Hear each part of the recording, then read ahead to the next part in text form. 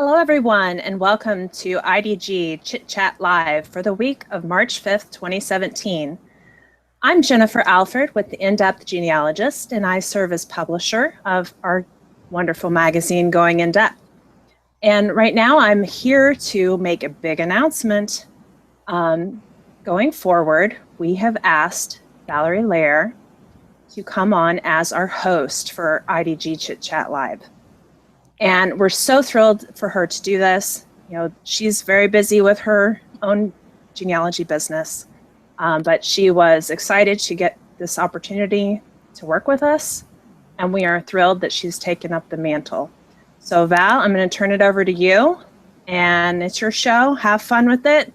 I know I've been looking forward to it all day. Thank you. Thank you, Jennifer and Terry, for giving me this opportunity. I'm always excited to be on Chit Chat Live and now to be, doing this. Please forgive me if I kind of flub it up. I got my script over here, so. But I'm sure you'll be great. Thank you. Thank you so much. Big hugs to you guys. Today, we're going to be talking about the first episode of the new season for Who Do You Think You Are? And the first episode of season 2 for Relative Race, and the kickoff episode for Long Lost Family, What Happened Next? And joining us this week are Cheryl Hudson Patsy. She's the Carolina Girl genealogy blogger. She's a writer for the In-Depth Genealogist, and she's a professional genealogist. Hi, Sherry. To be here. Congratulations, Val. Thank you. Good to have you here. Next, we have Melissa Barker. She's the archivist at the Houston County, Tennessee Archives, and recently known as the Archive Lady. Hi, Melissa. Hello, Val. Congratulations on being our hostess with the mostess. Oh, thank you. It's good to have you here. Then next we have Mary Kircher-Rowdy. She is a professional genealogist with mkrgenealogy.com. Hey, Mary. Hi, Val. I'm glad you're here to keep us all in line. Oh, yeah. No, I'm glad you're here to keep me in line. Thank you. And then we have Christine Woodcock from Canada. She's a writer for the In-Depth Genealogist as well, and owner of Genealogy Tours of Scotland. Hi, Christine, and welcome. Hey, Val. Glad to be here. A new face on the block. Yeah. We've got lots of genealogy TV to chat about, so let's get started. First up is Who Do You Think You Are? Featuring Courteney Cox. Terry, what caught your eye? A couple things. I will have to say, it not even my eye, but my ear, is pronunciations, and just to see the difference between America and England, and how poor Courtney, every time she said something, she got corrected. She took it well. That's true. It just made me think, gosh, we're so stupid. So that was my big thing. Now there was something else that I thought about earlier, and now I totally forgot. About her questions or being engaged? Yes, she asks so many great questions throughout the process. She didn't. When you watch some of these celebrities, you feel like they're being kind of led through the process. Okay, just tell me, and they write it down. Okay, and where do I go next? She was actually asking these great questions that were leading to what was next. And I think sometimes she was kind of jumping ahead of where the person was in telling her the story, And when she didn't get it, she was good enough to say, wait, stop. I got to process this. Back it up. Let's do this again.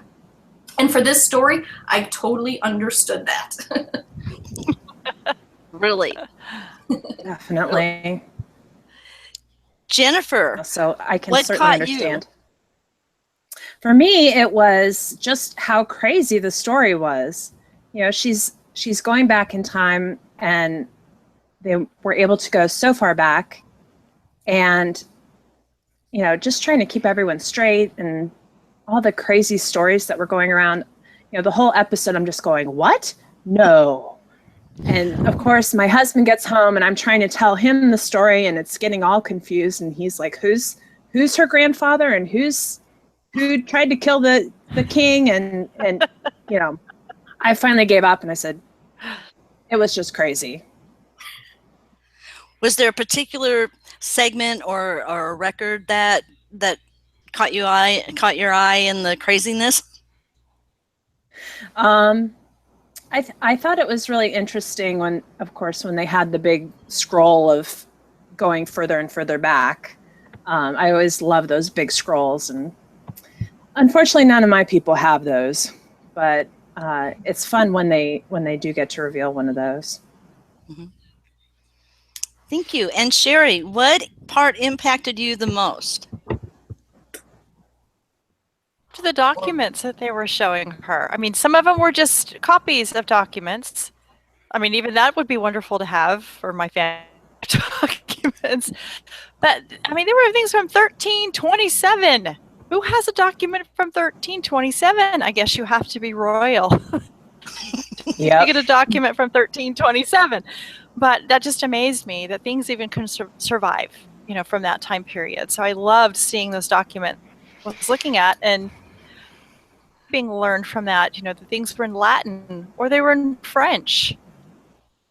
But they're going to go do their English ancestry and have to know Latin or French in order to do it. I mean, it's just something you know, but you know, my folks are still stuck in don't know that you have to know French to do English records. So I really loved and the chronicles. So I'm assuming that's kind of like newspapers of the time where they were talking about what was going on. That was fascinating to me to see all those. Mm-hmm. And I have to ask you, because in the pre-show preparation, you shared with us that how you tried to keep track of everything, and that you created something. You know, I had to make a chart. I know y'all probably can't see that. I had to make a chart. I was getting so confused about who was married to who. I love it because somebody else doing this. Who killed who? Yeah. Cool, thank you. I made a chart, and if anybody hasn't watched it, I suggest you get a pencil, piece of paper out before you watch. It'll make more sense. Great, thank you. I think I've worn off on you. Melissa. It's all your fault, Bill. It's all these notes and stuff. So good. Melissa, what segment did you like, or what stood out for you? Of course, all the different repositories that they went to look at records. They went to the Westminster Records Center, and the Berkeley Castle itself has its own, what it looked to be its own archives there. And I cannot remember the arms. Someone can tell me what that one is. I can't remember it. The College of Arms, thank you. And because usually I watched it online, and the credits usually list the different archives that were used, and so I didn't see that on the online version. Like Sherry, I was looking at the condition of the documents. Of course, a lot of them were photocopied, but you could see some of them looked like they had been through a lot. And so another thing too is about. As an archivist, one of the things that we do is that we try to flatten all the documents that you get your hands on. And a lot of those documents were still rolled. And I could tell as they unrolled them, I could see creases and cracks in the documents. And that's just a professional hazard, I guess, watching this. One name that I noticed they were using a rock to keep it. It looked like a black rock to keep it from rolling back on him. Because we use weights to hold down documents like that, or books or things like that, so that they don't get damaged. One name that kind of stood out to me that they mentioned it and they talked about it, but they didn't say anything about it, so maybe it isn't what I think it is. But they talked about an Elizabeth Spencer. And for some reason, immediately I thought of Princess Diana Spencer. I did too. And I wondered if, the hers was spelled Spenser. Right. Of course, we've learned in this episode about spelling. And Princess Diana was with the C. And so I would have thought that if maybe there was a connection, that they may have explored that, but they didn't say anything. And then the last thing is that I really, really would like to find a castle in my ancestry. Oh, me too. Yeah. So jealous. Good thing. When you find that castle, let me know. I will. I will let you know. My But it luck, was my castle would be a Except for- pile of rock. I don't know how I would feel about knowing somebody had been murdered in Oh, the yeah. room. It's a The castle. way he was Somebody's been murdered. in all of Oh, them. this is true. That's probably true. And I like the fact that they made the comment when she realized that her Thomas Berkeley was not found guilty and not hanged. And then he said, well, if he had been, you wouldn't have been here. I said, oh, good point. You know what, Melissa? And this is because you talked about the records and how like dark some of them were. At Roots Tech, at the Innovator Summit, Christine, who was the French guy? It was Champollion was the name of the product. That was the software, and it so what it does is it takes all of that and makes it readable. I'm surprised they didn't get in the top He 5. needs to Honestly, go and talk to these castle people. yeah, exactly. Well, he probably does because he's from France. So Well, I'm gonna send him a message because I'm friends with him on Facebook. And I'm like, go. There you go. yeah, That's And what of course, he I wants was to do. thinking the whole time too, I wonder how many of these castle documents are online, and that are not online, we have to travel to go find them. Yeah. And it can be done in 44 minutes. I The know. length of the show. all the way back we to don't get Diana 1327. Spencer. I think since they got back to 1066, the 26th, the great grandfather. William the Conqueror. Yeah. Yes. William the That it Conqueror. probably even took more than the average 2,000 hours like they've done in the past. I think it took a lot more than that. Probably not, because I'll bet Those lines are proven. That's what I was going to say. Yeah. Once they got It so does make far, it easier. then it was already there. It was Yeah. That's right, because that Christine one is original also book was the pedigree. It even was printed pedigree at Yes. the top. That's true. But it still doesn't, it takes many, many, many hours, not just 44 minutes. I think Christine's been trying to say something, but she's muted. I'm muted. There's Oh, Christine. wait There you a minute, go. here I I hear am you. doing hand signals. I said once they got to a certain point, somebody's pedigree would already have been done. So the 2,000 hours would only be to get back so far, and then all the rest of it's probably been well documented. They got those gateway ancestors once you get it to that Yep, one name. yep. I need one of those. Searching my tree. I need one of those too. Christine, I need one. I need. so you're up next. What I take it do they show up in Canada or did you have to watch it online, or how did you They access? watched it. We actually had it on TLC, just like you guys did. And so I was fascinated with the whole story. And what really fascinated me, because in Canada, our history is British history, because Canada's only 150 years old, right? We don't have a whole lot. So we actually, when we get lessons in school, it's British history. And I was amazed at how well she, as an American, was able to keep up with British history. And I would think, wait a second, I got to think. And then she would ask the question to make sure it was all right. And I'm like, damn, how did she do that? Yeah, it was fascinating. With that. Yeah. And that document, I remember when they unrolled the one that was 1327, and he said, it's just a copy. And she said, it's not a very good copy. And I thought, oh my God, any copy's better than, Yeah. I thought it was in Exactly. remarkable condition considering how old it was. Yes. Exactly. But I caught that. Well, that's not a very good copy. I go, welcome to the genealogy world. You can read it, can't you? My ancestor would be in that big hole in the middle. Right. Yeah, exactly. Absolutely. Behind the blob. Yeah. Was there a particular segment that also caught you or touched you? I wondered as well about the whole Spencer thing. I really did, because Diana's family were noble, and they were like her dad was like sort of a level below what would have been a baron. So I think there probably is some connection why they didn't go in. Maybe it just would have been too long a story, right? Possibly. And maybe this was more of a story, whereas opposed to, you're related to And by the way, Diana. Yeah, and more of the history. I mean, people would know they'd want the William the Conqueror rather than Diana Spencer, I suppose. But Right. Because what do you have to talk about with Diana? yeah, exactly. Who knew what you had to talk about with William? Yeah. Mary, you're up. Out of Oh. all the other ones that have mentioned what they liked and stuff, is there at least one segment that Well, caught your there were eye? a couple.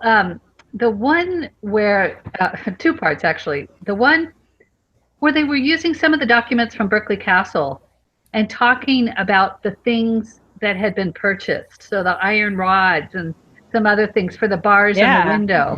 I thought that was really interesting to bring in, because you can look, or we as genealogists can find store ledgers from the 1850s and see Right. what our ancestor bought as farming equipment. So it's the same concept, just 500 years Jail earlier. equipment.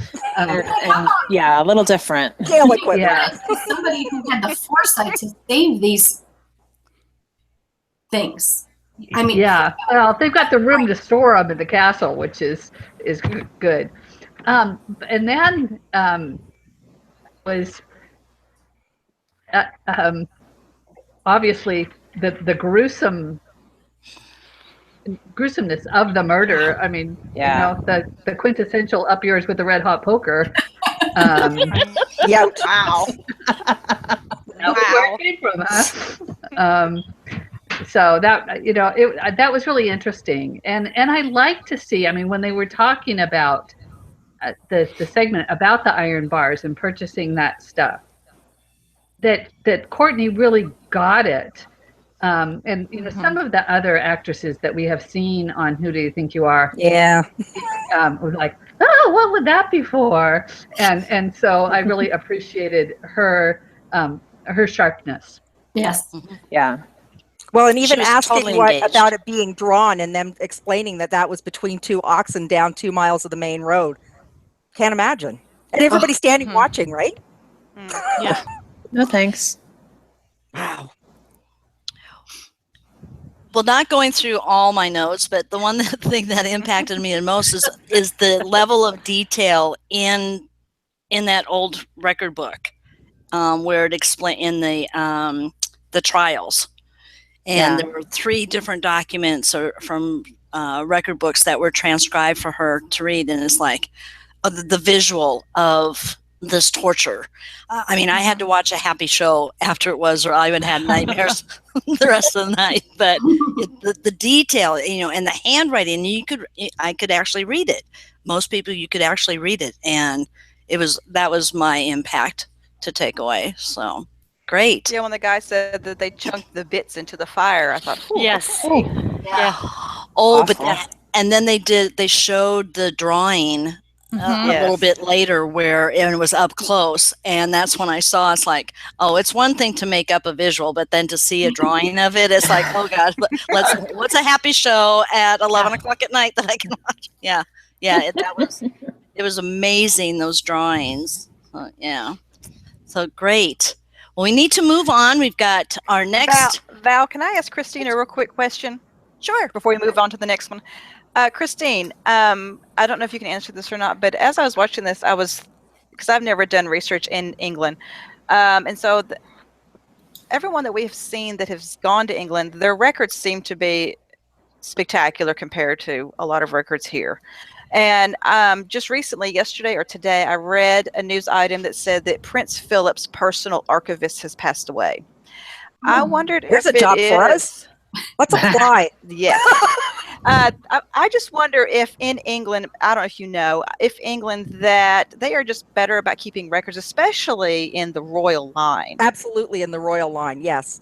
Because you see I all thought those, so. the Queen gets her red box every day, and Yes. those are government papers, and that all gets kept aside and archived. But a number of even in Scotland, the landowners. So it's in all of UK, the people who were big money and were wealthy.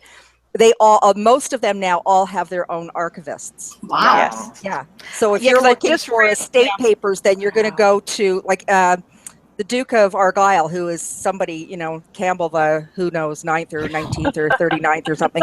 He, actually quite a young guy, but he had an archivist for 22 years who I don't think was really a trained archivist, up in his attic with, kind of going through and cataloging the things.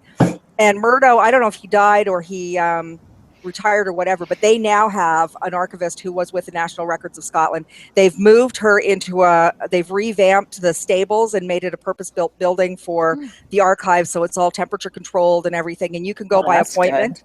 It's fantastic. Yeah. Lots of access to that kind of stuff over there, but never online. They just don't have the resources. Yeah, after I read that article about Prince Philip's archivist passing away, and then watching the episode, it really got me to thinking about archives records over there. And so, thank you for answering that question. Yep. I did think of you, Melissa, when they showed the part in Westminster going through the little aisles and seeing the archives there, and then that it was kept in archive boxes. It's like, oh, I wonder if Melissa caught that. I did. I'm sure. Nothing gets past the archive lady's eyes. No. And thanks for sharing that about England and then Scotland and so forth, Christine, because I know I'm not exposed to that. And no, I can't go back to my 25th great grandfather yet. So thank you. Next up to chat about is Long Lost Family, What Happened Next? And Terry, tell us what you really liked about that and what about. Well, I wasn't expecting it. So when I saw Long Lost Family was coming up on my DVR, I was kind of really excited. And I sat down and was watching it, and I was like, oh, wait, I've seen these stories. So I kind of had to look, click on the info to look to see what's going on. So they're taking the stories from last year and kind of updating us to where the families are. And I thought, how wonderful that they're doing this, because you always look at, like, who do you think you are? And some of these shows that are, like, emotionally draining, like Rosie O'Donnell's, she went to the workhouse, she saw where her family was. And I always think, I want to know how that affected her afterwards. I would love to see them kind of talk to her about that. But with Long Lost Family, taking these regular people who are looking for their family and really showing us what happened afterwards, the good, the bad, and the ugly. We have all these groups on Facebook that are searching for adoptees, their adoptive parents, or the parents are looking for the adoptive children. And sometimes there are messages out there that are very, very, they're hard to read because they didn't get the response they wanted. And I always think about those mothers in the 50s that gave those babies up and were told they'll never find you. It's nobody's ever going to know your secret is safe. And now, 40 years later, somebody's at your door saying, I'm your kid. Like, I feel bad for the mother. She thought she was taking that secret with her. So I like that they're actually showing the opposite side. It's not all happy, joy, joy. Look at how these families are upset. These people are going to counseling. Like, the first episode showed the daughter in counseling because the father was so excited to have this daughter that he pushed and pushed and pushed, and she was like, whoa. Yeah. I had a daddy. I had a very good one. Yeah. So, And when they taped that, it was Father's Day. I know. so sad. Yeah. Oh, gosh. It's how hard. Yeah. So I'm liking that they're doing this. I mean, I'm definitely a fan of Long Lost Family, and I appreciate that they're really taking the effort to go back and show all sides of it. Yeah. Mm-hmm. Yeah, I think it's important because so many people, oh yeah, I want to find my birth family, but they don't think, I'm sure they don't get that caution of, you got to brace yourself for whatever you may find. Mm-hmm. Right. Or they may not want to talk to you, or, it's a very complicated situation. Or, they have 6 other kids and haven't told them, and now how are they going to tell these grown kids that? Exactly. Yeah. Ooh. I worked in child welfare for 26 years, and when adoption disclosure became a big thing, so that the government opened up records, and it was just for non-identifying information. Each agency had a specialist who was specially trained to deal with that and do counseling and preparation work ahead of time. And then if there was going to be a reunion, She worked with both sides before the reunion. She was there at the reunion. She did follow-up work with them. Wow. So, That's awesome. what we have to be careful of with this long lost family is that we're not just assuming that 45 minutes is it. Right. Right? Like, we know it takes 2,000 hours to research back X number of generations. So hopefully there is somebody there who's also doing that kind of prep work and counseling with each side. Right. I don't know that there is, but that's my hope.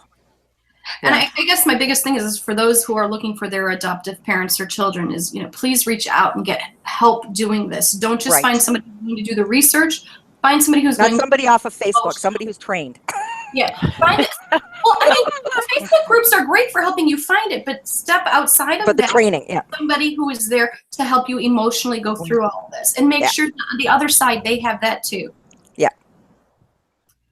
Yeah. Oh, there you go. We've sorted the world. Moving on. I was just going to ask done. Christine, what did you think about Long Lost Family? We've conquered the world. Can you expand on what part you loved the best? Well, and you know what? I saw that episode. There was the two together on that, the follow-up bit, what happened next. The other one was that lady who they had worked together. Remember, she saw the picture and she said, "Oh, I know her." And it sounds to me like that mom was a bit of a nutcase, right? Like she was incredibly clingy and needy and hadn't told her the truth. And I'm like, oh my God, like they had nothing to do with each other. And you're going to get those as well, right? And that was sad because they worked together and had liked each other. I know. Yeah. So that's bizarre. But, and then it was the same with, I don't know if anybody caught it, but this new one that was out, the first episode of Long Lost Family for this season with the twins. I didn't So they're see it. 67, 68 years old, and they're looking for their birth mom. Third episode. Oh, Yeah. It's what? The third episode. Oh, was it? If I missed the first two? Anyway, Yeah, so this we'll this talk one, about they, that next week. Oh, just 2 seconds though, because one of the things when they met their mom, the mom, so they do like closed caption stuff, like subtitles of what they're saying because they're saying it in each other's ear. And the mom said, "And now I have you to look after me." And I thought, no, no, honey. Oh no. My mouth dropped when I heard that. Oh, geez. That's terrible. Hopefully they can come to a point where it could be like that. But Right. that was a bit jumpy. Right. But I can't see those two sisters jumping into that right away. Yeah, really. Or I don't even think after what happened, next after what happened is the gal who found her birth father, who wanted to just take everything, every part of her life and every second of her life. I think that's still going to be a problem where, she's, hold up her hands. And I hope so. I think this was for Father's Day last year, not the year before. It'd be last year. And so I hope that. But Mary, what did you think of the Long Lost Family? What happened next? I think it's really great and really important to be able to have that follow up, because the episodes basically end, on the high of that reunion, and so everybody is kind of pretty excited and emotional at that time, and they really capture that. But none of these people reached out to have an hour with their person that they're searching for. They were looking for some sort of a relationship. And so then to be able to see what that relationship entails. And I found it actually really interesting. I have a friend / relative who was adopted, and I helped him find his birth parents have both passed away, but he has siblings, half siblings from his mom and his dad, and it's still kind of a little of a struggle to be able to make that connection. He has done some talking on the phone, and I wasn't really aware of the support groups for adoptees who have found relatives. And so I think to be able to enlighten the public about those kind of things. And I talked to my friend and I said, you might want to look into this if you're not aware of it. And so I think it was a real public service to be able to highlight some of the resources that are available for people who are going through these kind of issues. Great. Anyone else have something to share before we go on to the next show? I think it's important we also add that there have been episodes where they do show that things are going very well. It's not, it hasn't all been bad. Right. There was the one son who his parents were young teenagers, and they ended up marrying and having 3 more children, 4 more children. I mean, some of the stories are really great to see that they're bonding as a family and doing very well. I just think it's important to end on that, because I don't want it to, we're trashing doing this. We're not. It's just important to have that assistance along the way. Yeah. Well, I'm glad they showed the happy, but also the other side of it that can happen, and it's very real, that it's like, no, this isn't good.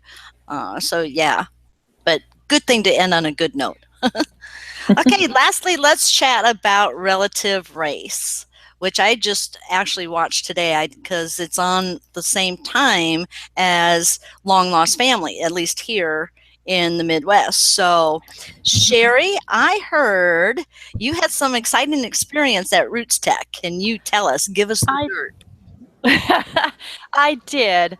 I ended up accidentally sitting next to one of the contestants on Relative Race for this season, and it was Joe Greer, and he's on the black team.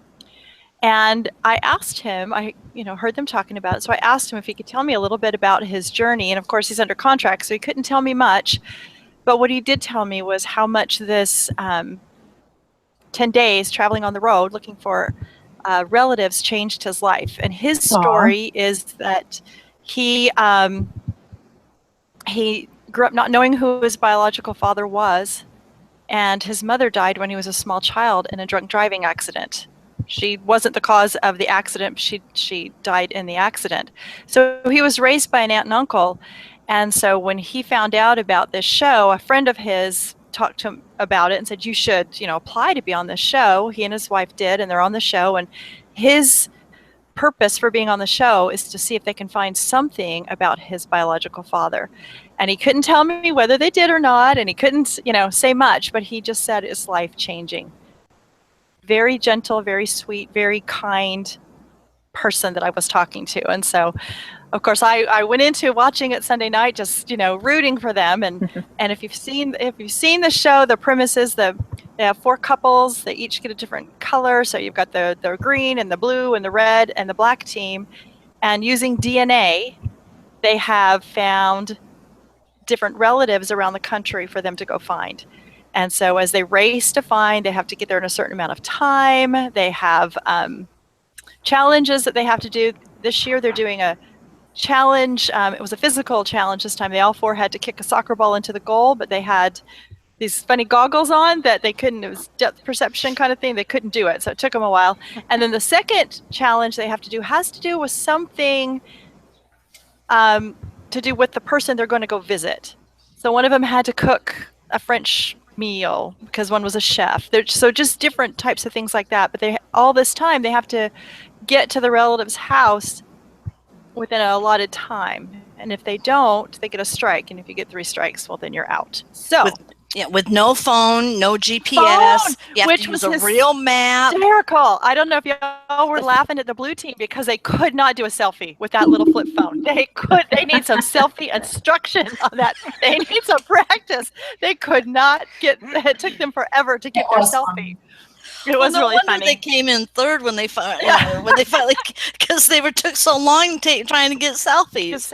And they've got to realize too, it's got to be a photo of the sign in the town, and a couple of them, they make mistakes, and there's 2 miles, or this is the turnoff, and they'll see the name of the city where they're supposed to be, and they get all excited. They'll jump out and they'll take the photo, and they're like, "No, sorry, you're not within the city limits. You got to try again." So, very, very happy that they all made it, and the black team won the day. I also like the twist this season that they're all gathering in front of the computer and watching each other and talking to each other before they get that strike. So there's a little bonding going on with the teams there, and they can see others' reactions. And then if you win that day, you get to either, well, this time, I don't know if it's going to be the same every time, but this time it was, you either got to choose $300 or you could choose a team and give them a 10-minute penalty the next time. So they gave the green team a 10-minute penalty. So we'll see what happens next week with that. And I was mad because I'm partial to the green team because they're from Colorado Springs. But they were only, 2 minutes behind him or something? It was. I wrote it down. It was close. 1 hour, or no, not only 10 minutes difference. Yeah, but they were just a couple of minutes behind him, the green team. So they really chose wisely which team they wanted to give that. They certainly did. Well, like you said, this is a competition. You know, I don't like to put anything against anybody, but it's a competition. The green team was competitive and stuff, but you cheer for the black, I'll cheer for the green from Colorado. And and at the end of the they do these little videos where they're talking to each other or talking to us, the camera. I guess they're making little video diaries at the end. And Joe says, one more day. There's 10 days of this. If we can get through each day, that's 10 more relatives I can find. Aww. And I just like that because that's what he's in there for. Some of them, I mean, they're all going to be happy that they've met different relatives, but I just feel like his heart is really into trying to find his dad. So that was, I haven't gotten a chance to watch it this year. But one of the things that really made me sad last year is, you know, we get invested in the 4 couples that are doing the race and want them to succeed. But what I really felt bad about was those relatives that are expecting, I've got cousins coming. Yes. And, do they get to see them afterwards? Yeah. I mean, so, you know, they are going to be day number 8. And if the team gets eliminated, I don't have my new cousin coming, and that made me really sad. I'm wondering if they get the connection. Yeah, we need to ask that question. We need to find out if they get to meet them. Do you remember last season's show where the couple made the ones coming on the race sleep in the tent? Do you remember that? Did anybody watch it last year? They went and they're on the show this year. They're the blue team. They're the blue team. So I'm wondering if anybody's going to make them sleep in a tent. Well, I noticed that this year they aren't making, it seemed like last year they had to do chores or something once they met the relative. Depending, they're just doing something with them. Yeah. I think it's a little more positive this time. Yeah. Well, the part that cracked me up is trying to find a book in the library. It's like, oh my really? Gosh. Good thing you're not doing the genealogy behind this. And of course the genealogy is, showing at the towards the last 10, 15 minutes, but oh my gosh. The books in the library. But I was just going, oh my God. I know. How do they not know to look up by the last name? Exactly. They're like, maybe it's my first name. I'm like, what? Well, and then he said something like, I don't ever go into a library to get books. And I'm like, what? Maybe it was just the stress of the situation. I don't know. Some school librarian did not do their job. Exactly. Exactly. Terry, that's how I knew how to do it. Yeah. Well, I did. I took my son. We're going to do research in the library, not online. We're going to the library, and this is, first grade. So, Terry, which team or which part caught your attention that you liked? Okay, so I totally judge these teams, and this is terrible to say. The first 2 minutes on the screen, I know who I like and who I don't like. Now, I will tell you, based on last year when it started, I did not like Team Red. By the time it ended, I was glad they won. So it does change. But I am totally going Team Black. Joe's story is very, very heart-wrenching. And I was excited because his first relative was a relative from his father's side. Yes. Yes. So I was very excited, and he was so excited to be. It was his first time meeting somebody who was his Oh, yes. from his father's Yeah. line, and even the guy, you Yes. could see that the guy was very, very touched by how touched this young kid was. Mm-hmm. So I'm totally team Black. I do like the NOLA, the red team. Oh yeah. I like their accent. They seem like they're probably a very fun couple. Yes. Yeah. But yeah, that heart-wrenching story of Team Black. So Right. that's where I'm at, Team Black. Yeah. They just Yeah, we don't want the 3 strikes for them. We want him to continue all the way. We need as many as possible. He needs to get through all 10 days. And Yes. I just want to put it out there that if any of the teams do happen to watch, and after the thing ends, feel free to contact us. We would love to have you on. Absolutely. Yeah. Definitely. Jennifer, I know you watched it. And do you have a favorite team, favorite part of it? Funny part, serious? I also really love the Black team. I'm a big softie, and like his very opening thing about, telling his story and why he was doing it, it was just like so touching. Mm-hmm. And then most of the other teams were more like, I want to win the money and this is why, Right. and we're super active, and like the green team just totally turned me off. I found them so obnoxious. We're in it And for I'm the just like, fame. yeah, it's just that they're young, I'm sure. But They were YouTubers. I mean, that's They're their. YouTubers. Mhm. yeah, the Instagram or whatever it was. And one other thing that I noticed particularly, and I hadn't noticed it in the previous season, was it definitely has like the Mormon feel. Oh, it does? And just very, I don't know, it after having gone to Salt Lake City several times now, it's like you walk into the family history library and everyone just like so happy to be there and so friendly and all You're in the this. family history library. Yeah, the show totally feels that way. Now, So to because it was me, the it's first like- day. They weren't mad at each other yet. True. They weren't like, okay, we're out to get each other now. That was at the But- end of the episode. Yeah, true. You get penalized. So I'll be curious to see, like, since they actually interact more this time, Mm-hmm. how it goes as the days go by. That's a good point. Because I think there was some sympathy going on for like some of the challenges they had to do. That soccer ball thing with the goggles. That looked impossible. I would have lost right there. I'm like, no wonder they all did so poorly on that. I'm like, that looks really hard. Oh my gosh! With all that we've said, I can just now see Jennifer, or Mary, and Melissa, and Christine rushing out to go and watch the show, and you can see it on www.byutv.org.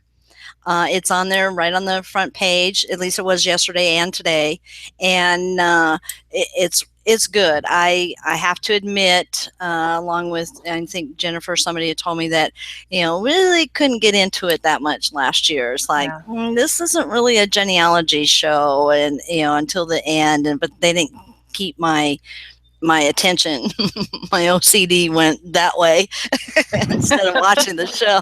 But this time, seeing the little snippets, and then of course seeing the one from Colorado Springs with the Pikes Peak in the background, and it just homesick for me. And so I'll let them concede to the Black team so that the Black team can go further and see. So it's going to be really fun to talk about that show the upcoming weeks. So I'm really excited. So now everybody who hasn't seen any of these shows, especially that race, because there's more genealogy in it this time, which I'm glad to see. So y'all go out and watch that. We've covered so much. Oh my gosh. But next week we're going to have to end for tonight, or for today. But next week we'll be back to chit chat about the next Who Do You Think You Are, featuring Julie Bowen, Bowen. And a little birdie told me that that has to do with German research. So cool. So thanks to Terry, Jennifer, Sherry, Melissa, Christine, and Mary for being here to help me with my first chat as a host. I can't tell you how much it means to me to have you all here, my friends. And you touch my heart, so don't get me, these are happy tears. So I will close with this. Remember, everyone, we'd love to hear from you. So drop us a line in the comments below, like us on Facebook, follow us on Twitter. Don't forget to subscribe to us on YouTube channel or send us a simple email at editor@theinDepthGenealogist.com. So we'll see you next time, and remember to go in depth with all your ancestors. Bye-bye. Bye-bye.